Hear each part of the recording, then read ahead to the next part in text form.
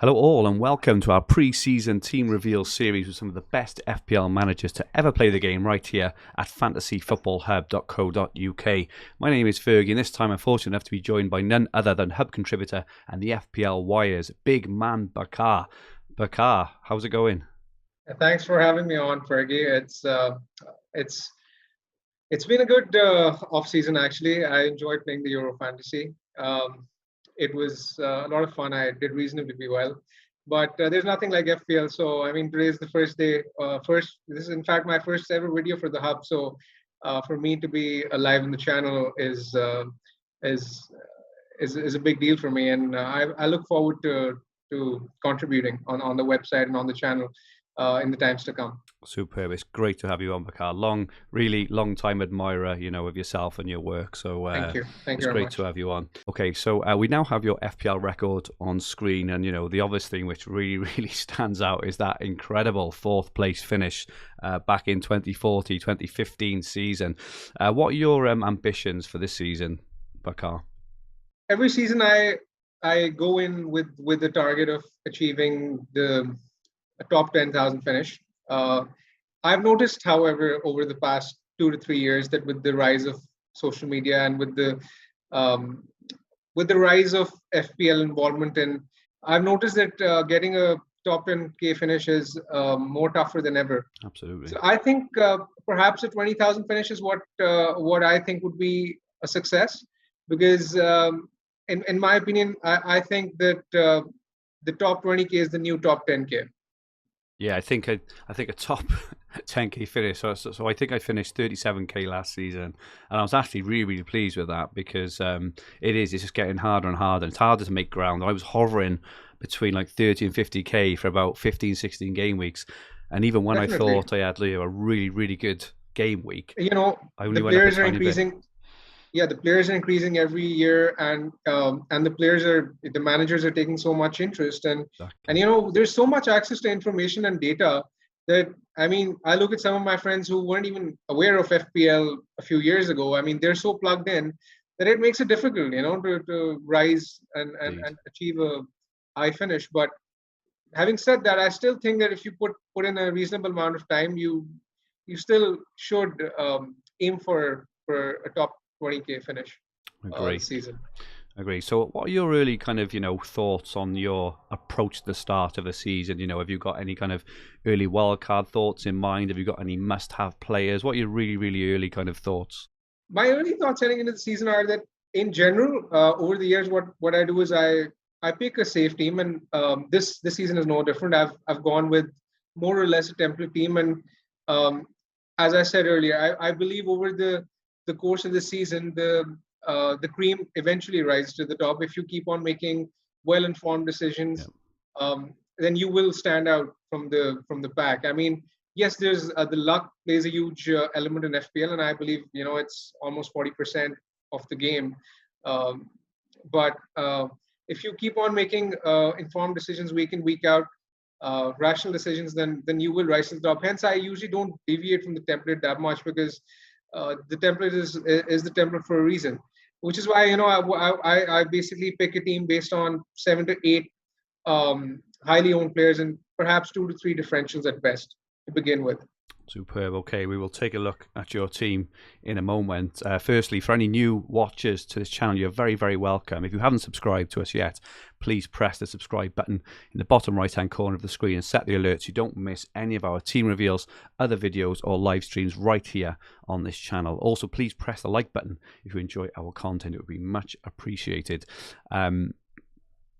We should let our watchers know that if you haven't already signed up to fantasyfootballhub.co.uk, there is currently a pre-season 25% discount link at the top of the description below.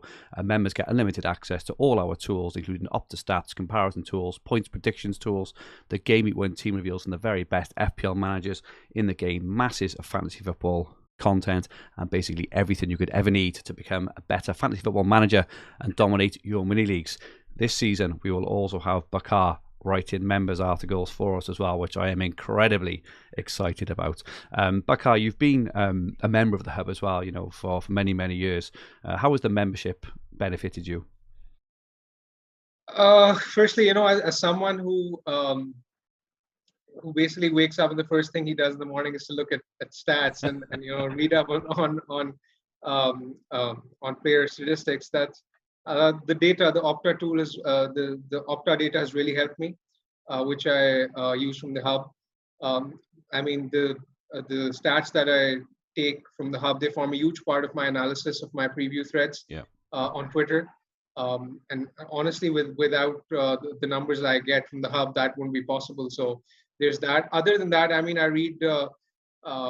We have assembled, a team of top-notch contributors all over. So I read their articles, and that also helps me in my own work as well. Because I mean, there's so many things which I use, which I take in my analysis from various sources, from various other fellow contributors, and I basically take them from member articles from the hub. So I mean, it's more than a blessing for me.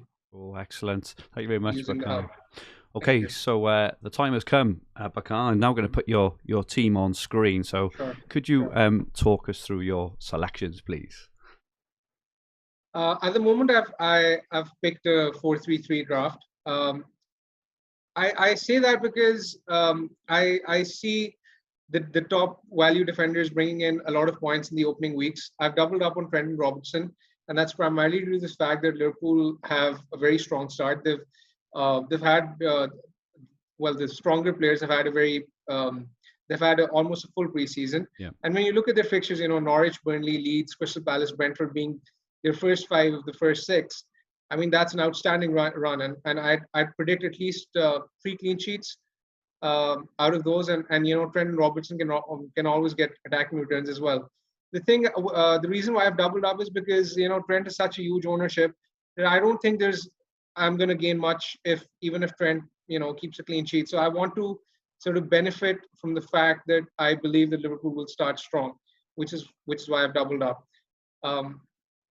Other than that, I mean, Shaw and Digne, I have Shaw because of his form in the Euros.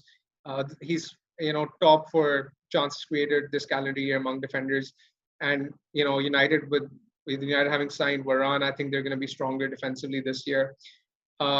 Digne I have because Rafael Benitez, he's known to start very quickly, and if you look at his previous tenures at various clubs, he has a very strong record in his opening fixtures, and with Everton's favorable schedule, I think Digne can start off very strongly as well. Fantastic. And moving on to midfield then, Bakar, you've gone for probably the template 3 at the moment, and your captain's on Salah. Will that be staying on Salah? Yeah, I don't think that's going to change. I've had him had it on Salah since the day Fpl was released, and I don't think that's going to change anytime soon. Bruno Fernandez, I mean, I know people are saying that he's been out of form when it comes to FPL over recent times, but it needs reminding that despite that, he's actually the third top FPL point scorer after Pereira and Trent in 2021. So it's not as if he's not been accumulating points. He has accumulated quite a lot of points. It's just that maybe people have been expecting more from him in recent times, and it hasn't happened. But he's been ticking along, and I want an attacker from United. I'm not sure whether Sancho is going to start in Gameweek 1, so I haven't really considered him as such till now. So I believe Fernandez is a safe pick, especially given his ownership. Rafinha I have because he's shown a tremendous amount of form this calendar year. I believe was very unlucky not to have more returns at the end of the season. He's been top for big chances created among midfielders this calendar year, and I think he's underpriced at 6.5. Okay, yeah, just touching on Bruno as well. It's in terms of your sanity of when you're watching matches and things as well. With his ownership, you don't want to be, if you're watching Man United, and Bruno, as he does, from time to time, just completely dominates the attacking play. If they get penalties, I know that people say, oh, he's reliant on penalties, but the thing is, Man United, they get a lot of penalties, and that's, because they've got those players, who are really, quick and fast in the box, Greenwood, Martial's, Sancho now as well. They will get penalties, and I couldn't think of anything worse of and I learnt this last season with Salah in game week 1 to my detriment. of watching the best teams play and the best teams score lots of goals, and you just haven't really got the kind of talisman who every time they score a goal, your rank just absolutely plummets. So, I think it's a wise, Fergie, I'm not choice. exactly sure statistically on the number of times this has happened, but more often than not, whenever he scores, he tends to sweep the bonus. So I mean, that's what makes him so explosive, because he creates so many chances that whenever he scores, he's very likely to get a huge share of the bonus. Superb. And up front at the moment then, so you've gone for 3 kind of mid-priced players up front. Do you want to talk us through those choices? Yeah, Tony is one I've had an eye for a long time on, and he's been great in the championship last year. And I was reading up on Brentford and their style of play, and they're actually a very attacking team. They were averaging over 1.5 xG per game last season in the championship. I know it's a sort of an inferior league to the Premier League, but it just tells you about their style of play. And Tony is someone who I think can translate his numbers to the top level. I was reading an interview which he gave to The Athletic very recently, where he said he's targeting more than 16, 17 goals this year, which fills me with a lot of confidence as someone who's looking to invest in him. And besides, at 6.5 with his ownership, he's the highest owned forward in the game right now, if I'm not mistaken. I don't think he's a high risk choice to begin with. I think he's safe. And one thing which really interests me about him is the fact that he's playing in the first opening fixture on Friday night. And by any chance, if he scores, I think he's going to rise in price at a very astronomical rate but before Game Week 2 starts. So, I mean, I want to get there before anyone in case he scores. Okay, and then you've gone for Watkins and Calvert-Lewin. You haven't got Antonio or Wilson, but I'm assuming they're all kind of really, really close in your thoughts. Yeah, they are. Watkins I have because Villa will have a very strong start. Watford, Newcastle, Brentford in their first 3 fixtures. I don't really I'm not a huge advocate of doubling up on Buendia and Watkins due to the fixtures after Game Week 4. But I think given their strong start, having one is preferable, which is why I have Watkins in my side as of now. And I think he's going to kick on from the start last year. He was fantastic last season. So I think he's going to do well. Calvert-Lewin is the one I'm not 100% sure on. But Everton's start is strong, and his numbers last year were pretty strong as well. So that's why he's in ahead of Antonio and Wilson for me. If Harry Kane moves to Man City and looks like he'll probably start in Game Week 2 at home to Norwich, what's your strategy there?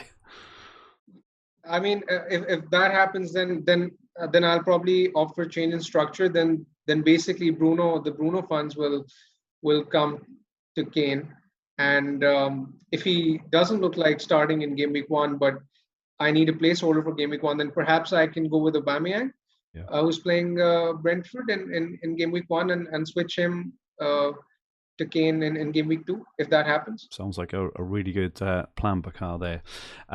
What is your top tip for FPL managers this season, Bakar? One thing I've noticed, Fergie, is that at the start of the season with picks like Rafinha, Wilson, Antonio.